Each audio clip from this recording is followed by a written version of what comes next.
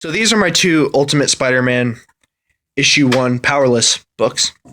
And there's some major differences in between these two versions, and I'm going to discuss them and recommend which one you should get if you're looking to purchase a number 1. Looking at the covers, there's a lot of differences, some major and some minor. You probably notice a bunch of them already. The big one to look for when you're online or whatever is that on this one, it's got the old Ultimate Spider-Man logo. And on this one, it's got the new one, because this was printed in 2000 and this was printed in 2002 for Free Comic Book Day. And that's the main one that I was looking for. And then some other small differences is this one's got a price tag on it, because obviously they give this one away for free. And this one has Marvel written right here, and this one doesn't. That's where the barcode is. Another little add-on is this has looks like a World Trade Center memorial, 9/11 memorial type banner on it. It also says marvel.com, and it doesn't there. So some smaller differences, which I noticed looking at these side by side, which you wouldn't really be able to tell, or at least you couldn't judge which one it is based off of this, but I do want to point it out, is that on these, on number 1, Spider-Man looks really alien. And I'm not talking about the mask, of course. I'm talking about like the shape of his head. But if you look, the shape of the head is still slightly different on the two. This one, there is that kind of like break right there where his jaw is, and it kind of points down a little more. And this, it's just an oval all the way around. And then the colors are slightly different, but it's hard to really show that on camera. This one is a little duller, and this one's a little brighter, probably because of age. I don't think there's anything other than that. On the back, there are two different ads, very different ads. This one is for the anti-drug. It's like an anti-drug ad. This one is Pop-Tarts, so there's a little bit of a difference there. The insides are completely different. This is where we get into some major differences. If we look, let me open these up.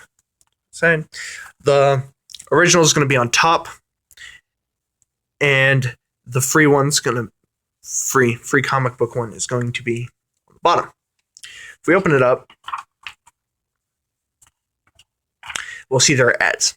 And on both of these, there's an ad at the beginning, and there's an ad at the very end. And they're a little different because of the age, of course, and different things are being advertised. It's another anti-drug, anti-tobacco one. The major difference, which I think is kind of almost a problem, is that the original is a lot thicker than this one. This one has a lot less pages.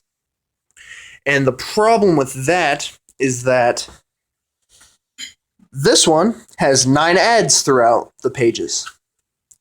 This has none of them throughout the pages themselves. There's no ad breaks in between.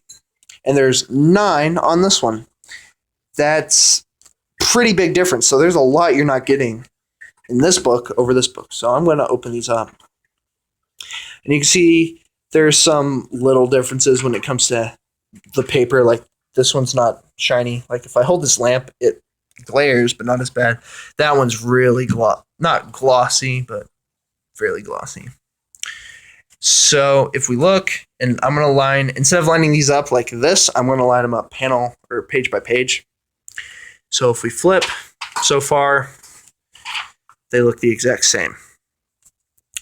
And then we flip, there's an ad break.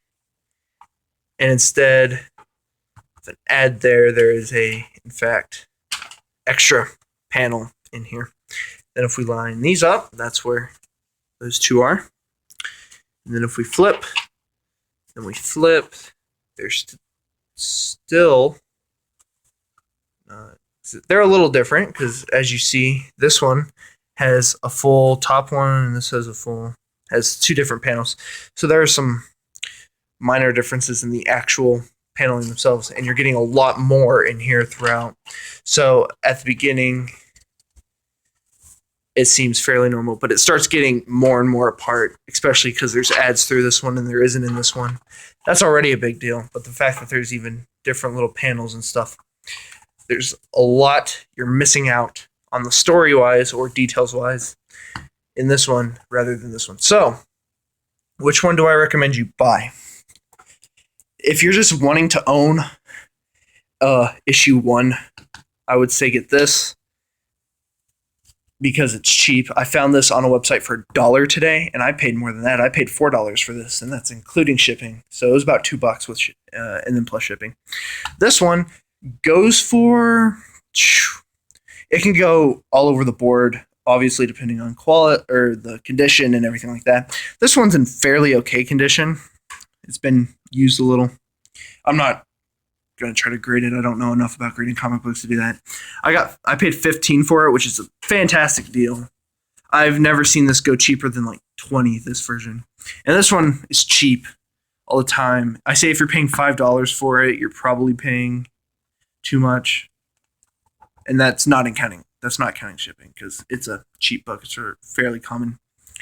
However, the issue remains is if you're wanting to save money, and just get this, you're probably not willing to spend money on all the issues. And in that case, an omnibus would probably be better because it comes with all of them, or not all of them, a bunch of them, comes in different volumes. And you can read a bunch of them without having to buy them issue by issue. So that's kind of what I recommend. If you want to get single issues, get this one.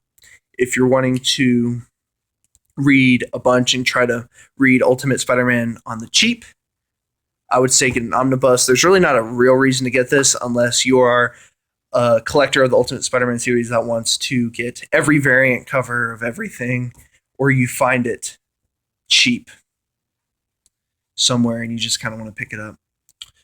So that's the differences. So that's the end of this video, and have a nice day, guys.